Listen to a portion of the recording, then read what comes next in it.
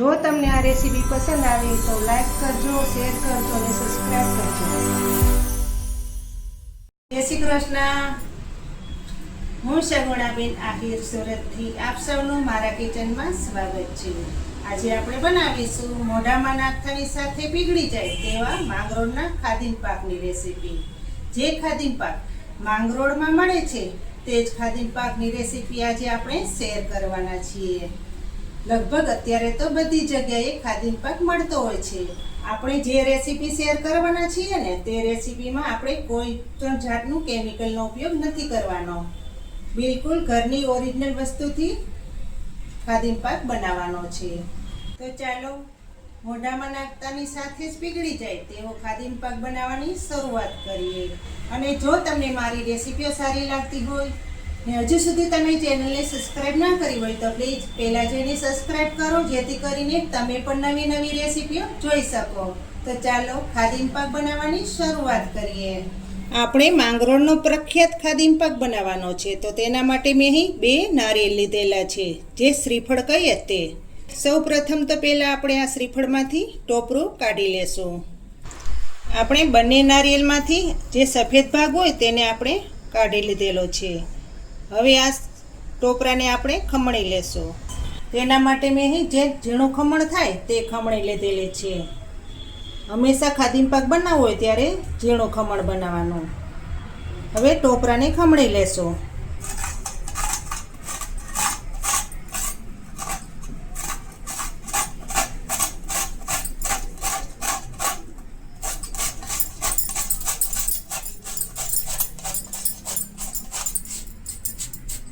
જે ટુકડા નાના નાના રહી જાય તે આપણે છરી વડે તેના નાના ટુકડા કરી નાખશું.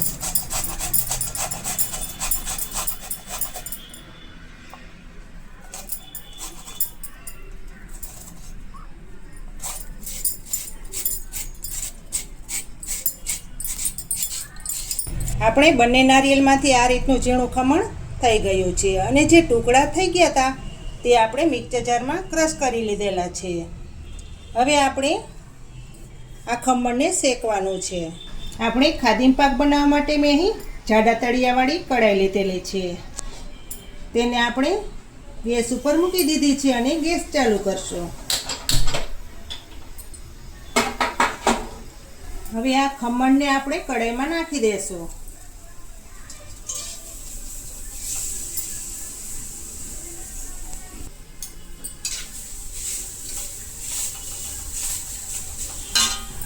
અહીં આપણે ફૂલ ફેટવાળું 1 લીટર દૂધ લીધેલું છે, તે આપણે ટોપરાના ખમણમાં નાખી દઈશું. હંમેશા ખાધીન પાક બનાવવો હોય ત્યારે ફૂલ ફેટવાળું દૂધ હોય તે જ નાખવાનું. 500 ગ્રામ ટોપરાનું ખમણ છે તો તેની સામે 1 લીટર આપણે દૂધ નાખીશું. હવે બધું બરાબર મિક્સિંગ કરી લેશું.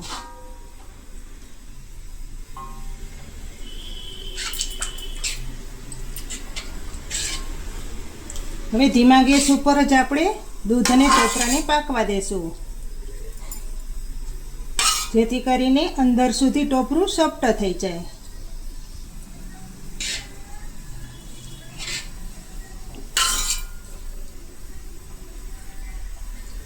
ધીમા ગેસ ઉપર જ આપણે ચડવા દેશું, જેથી કરીને તળિયે બેસી ન જાય.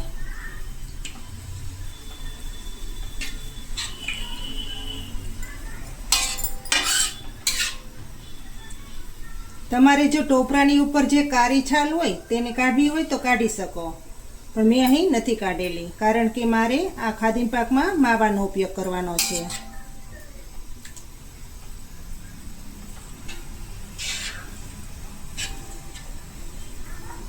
આ રીતનું સતત હલાવ્યા રાખવાનું, જેથી કરીને તળિયે બેસી ન જાય.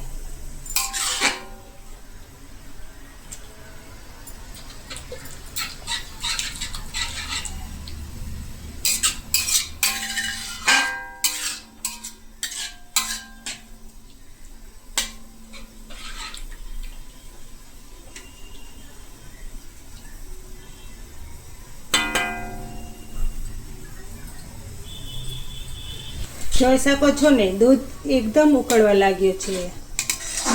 દૂધને બળતા 10 થી 15 મિનિટનો સમય લાગે છે.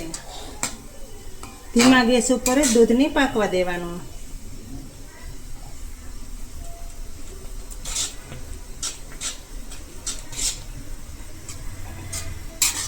બધું દૂધ બળી જાય પછી આગળની પ્રોસેસ કરશું.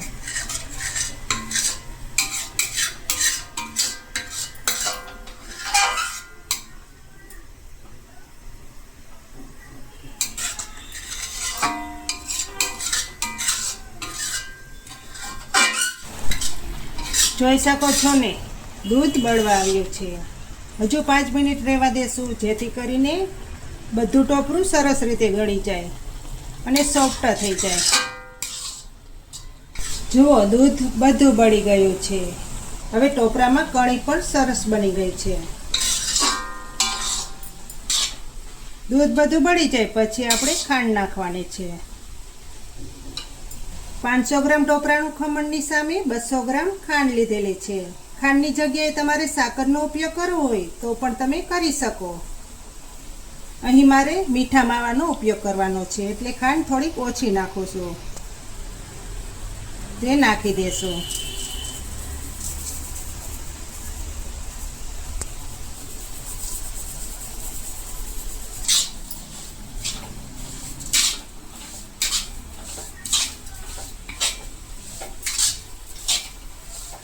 ખાંડ ઓગળશે એટલે તેમાંથી પણ પાણી નીકળશે. તેને પણ આપણે બળવા દેશું.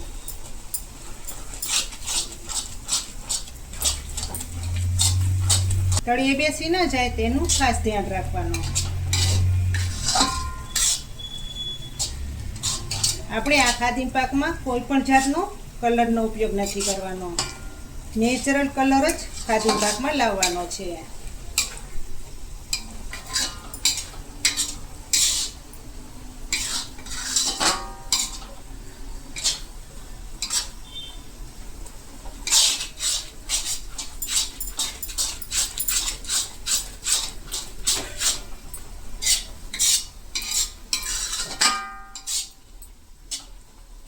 તમને જો મારી રેસીપીઓ સારી લાગતી હોય ને હજુ સુધી તમે ચેનલને સબસ્ક્રાઈબ ન કરી હોય તો પ્લીઝ ભૂલ્યા વગર સબસ્ક્રાઈબ કરી નાખજો, જેથી કરીને તમે પણ નવી નવી રેસીપીઓ જોઈ શકો. વિડીયો પૂરેપૂરો જોવા નમ્ર વિનંતી.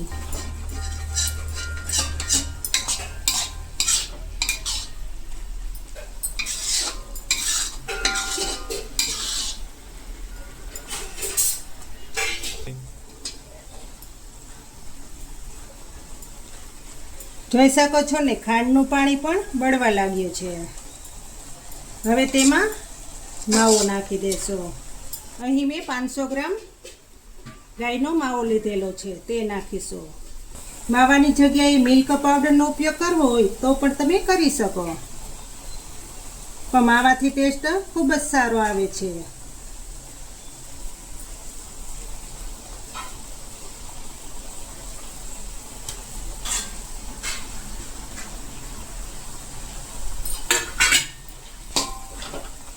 હવે બધું બરાબર મિક્સિંગ કરી લેશું અને સરસ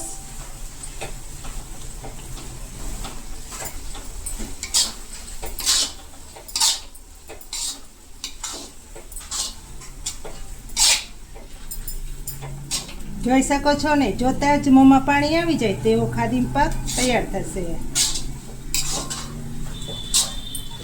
સુગંધ તો એટલી સરસ આવે છે મારા કિચનમાં.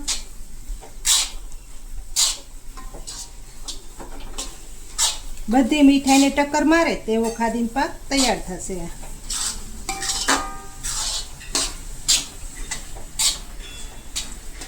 આ સમયે ગેસ ધીમો કરી નાખવાનો. ધીમા ગેસ ઉપર જ બધું મિશ્રણ હલાવી રાખવાનું, જેથી કરીને તળિયે બેસી ન જાય.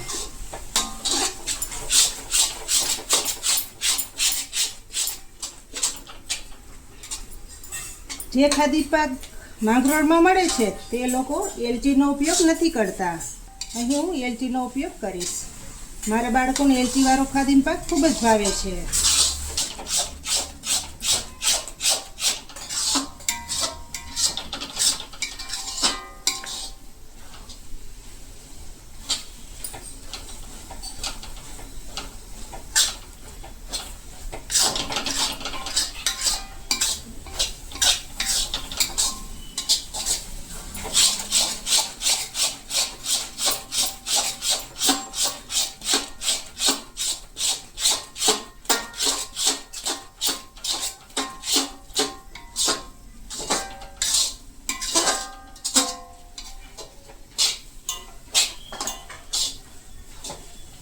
કેટલી સરસ કળી પડી છે.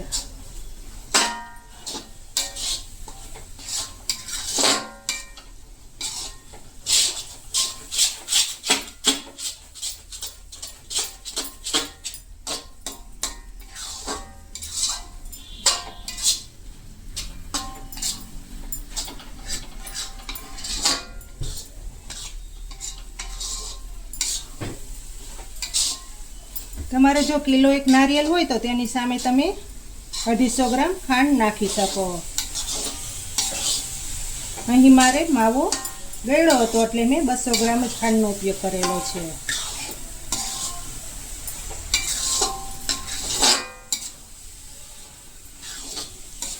જો આ મિશ્રણમાંથી બધું પાણી બળી ગયું છે તો હવે ઘી નાખશું. અહીં મેં દેશી ગાયનું ઘી લીધેલું છે તે નાખીશું. 1 ચમચા જેટલું ઘી નાખશું.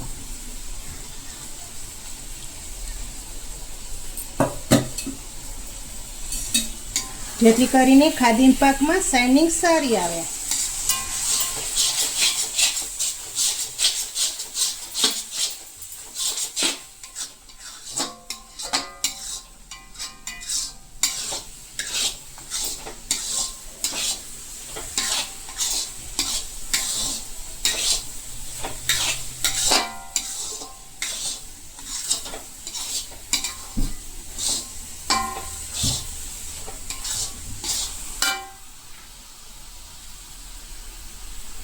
હવે તેમાં 1 ચમચી એલચીનો પાવડર નાખશું. એલચીથી ખાદીમ પાકમાં ફ્લેવર ખૂબ જ સારો આવે છે.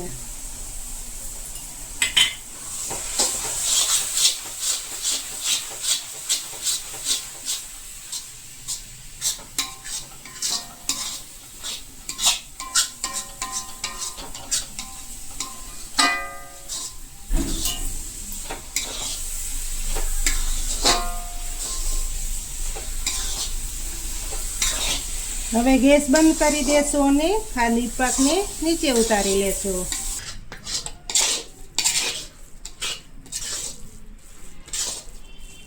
આ મિશ્રણ ખાદીમ પાકનું મિશ્રણ થોડુંક ઠંડુ થઈ જાય પછી આપણે ચોકીમાં નાખીશું.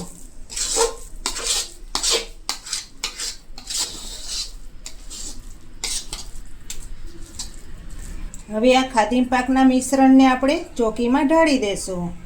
ચોકીમાં પહેલાં ઘી લગાવશું.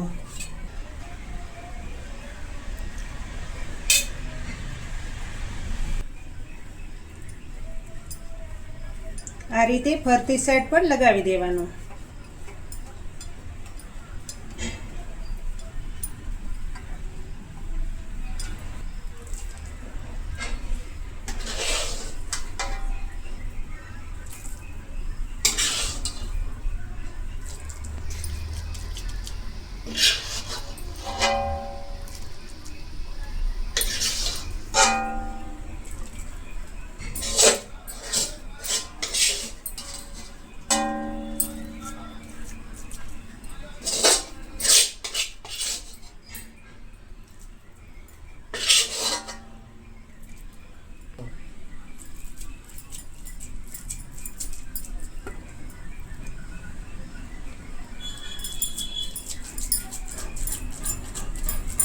જેવડી જાડી રાખી હોય થેપલી તેવી તમે રાખી શકો.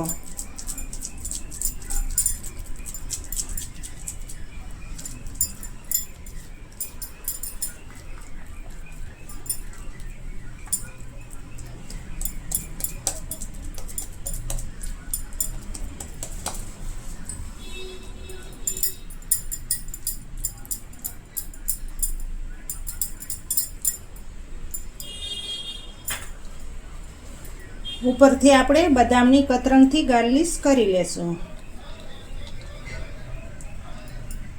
ગરમ ગરમ હોય એટલે ચીપકી જાય.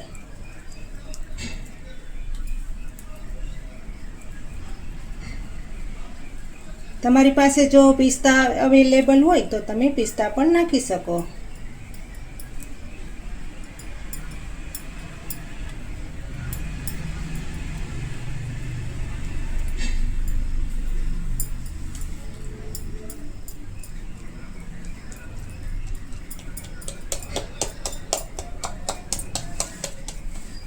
ઠંડુ થઈ જાય પછી કાપા પાડીશું. હવે જુઓ ખાદીમ પાક ઠંડો થઈ ગયો છે, તો હવે કટ કરી લેશું અને પીસ તૈયાર કરશું. 2 કલાક રાખ્યો તો સરસ ઠંડો થઈ ગયો.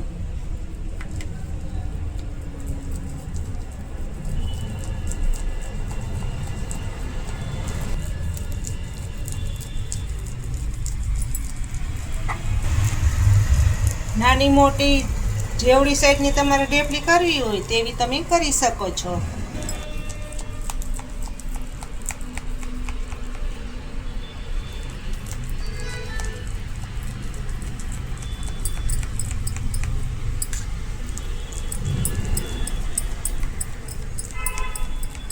તો તૈયાર થઈ ગયો છે માંગરોળનો પ્રખ્યાત ખાદીમ પાક.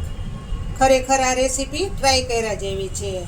તમે પણ ચોક્કસથી બનાવજો, ખાવાની ખૂબ જ મજા આવશે. ફરી મળીશું એક નવી રેસીપી લઈને. ત્યાં સુધી જય શ્રી કૃષ્ણ, જય માતાજી.